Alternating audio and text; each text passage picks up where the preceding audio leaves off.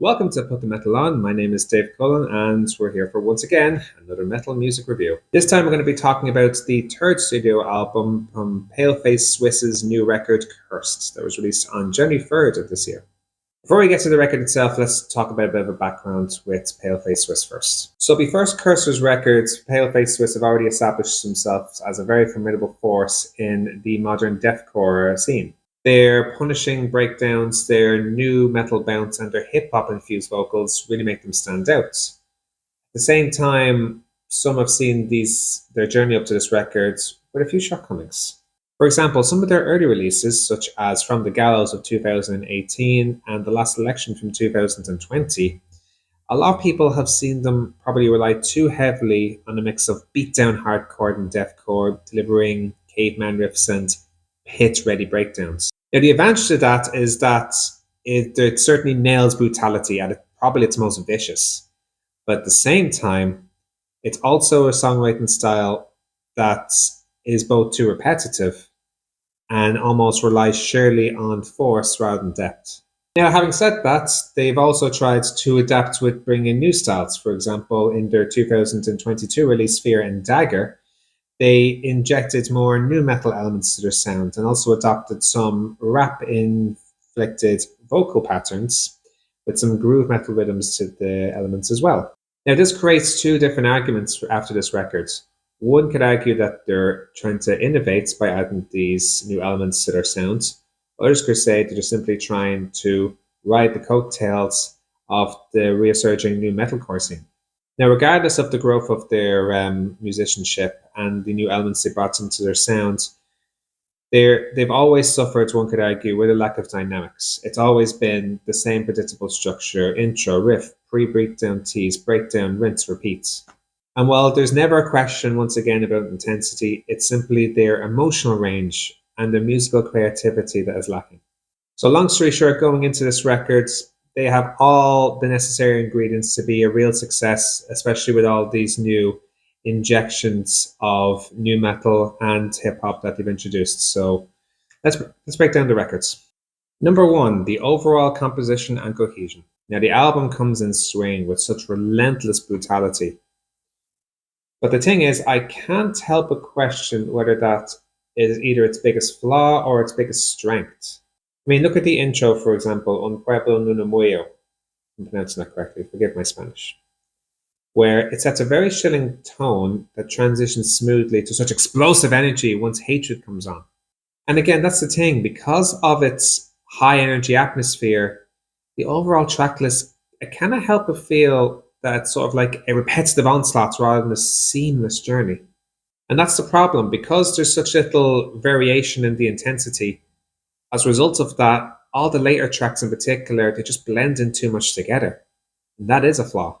There's no question that the sounds they're going for, they're laser focused on doing a deathcore meets new metal sounds. The problem is that can be a very double-edged sword. And this is what I was going back to when it was a question of innovation rather than following coattails. While the album is engaging because of that, I feel like the variety sacrifices their own core identity a little bit. Meanwhile, the hip hop influences, like I mentioned, from songs like Enough add a very unique element.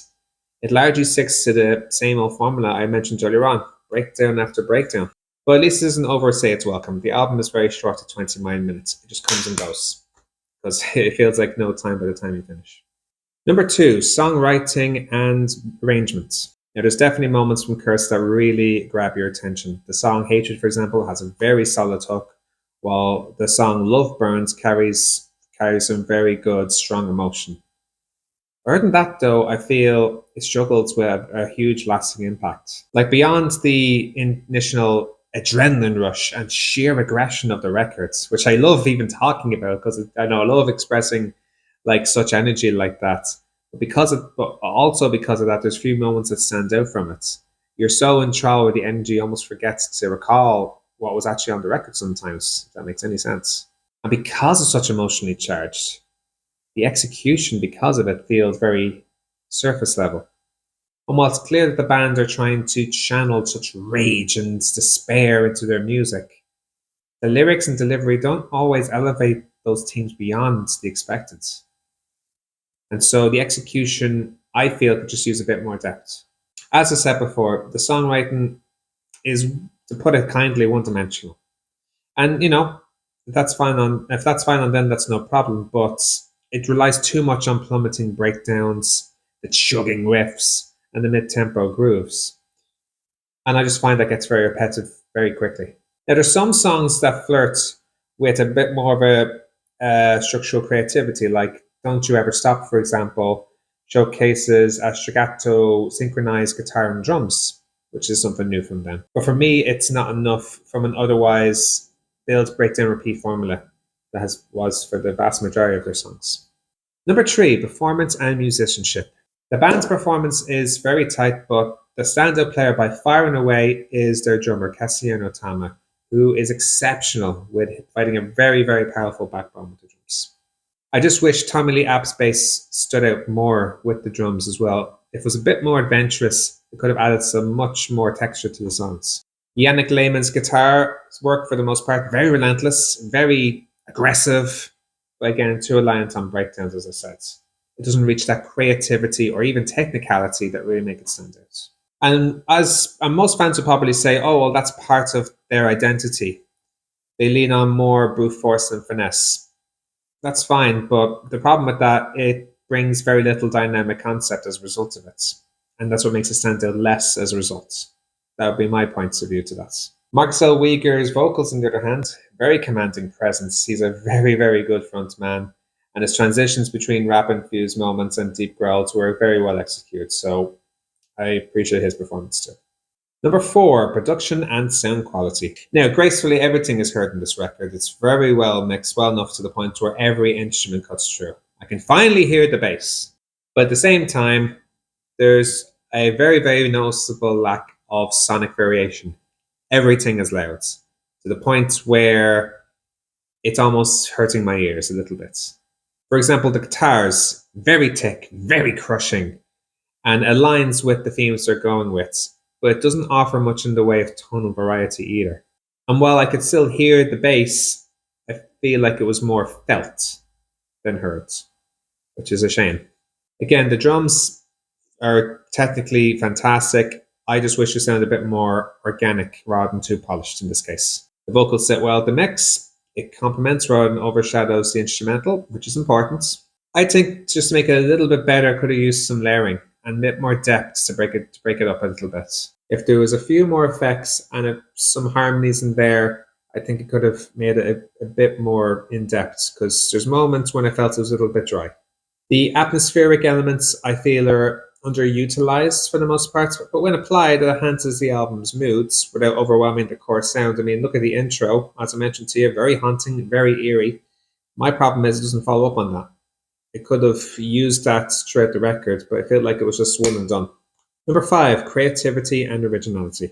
There's no doubt that Paleface Swiss have a very, very recognizable style, but I just feel that the records doesn't push the envelope as much as it could. In other words, it's a very solid record, but doesn't do enough to create a unique enough identity to separate itself from maybe other bands, despite the new elements that they brought in, as I mentioned, like your grooves, rhythms, and the hip hop infused vocals, like I mentioned. I mean, sure, it gives it an edge, but it doesn't feel fresh enough. It feels like still something I've heard before. I feel like for the most part, it stays in its deathcore comfort zone, if you like. But rather than really doing fully developed innovations with these new elements, it's like they're dipping into these other styles. So it's like putting your foot into the pool almost, and like, oh, we'll try that, instead of really diving in head first and really taking it to the sounds. And it shows in this record for me. I feel a bolder fusion of the influences could have really made this a game changer of the records. Don't get me wrong, it's still some good elements, but I just feel if it could have been more than a good execution of familiar ideas. It could have been a real dive in head first. So maybe that's something they can consider for their next records. Which brings me to, if people want to keep listening to this records, in replay value and impact.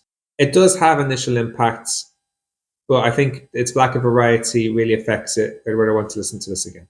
For the most part, after a few listens, all the songs blend together too much and nothing really stands apart. That said, hatred and love burns are very memorable moments, but beyond that, I feel like the record just fades into the background. As I said, if you're into your deathcore, this will probably resonate, and it's undeniably very heavy and very aggressive, but doesn't leave a mark. So to conclude, quite simply, it's a very solid deathcore record, but not a groundbreaking one. There's definitely potential there, so I do look forward to their next release. And I definitely want to see them live if they come to Dublin, that's for sure.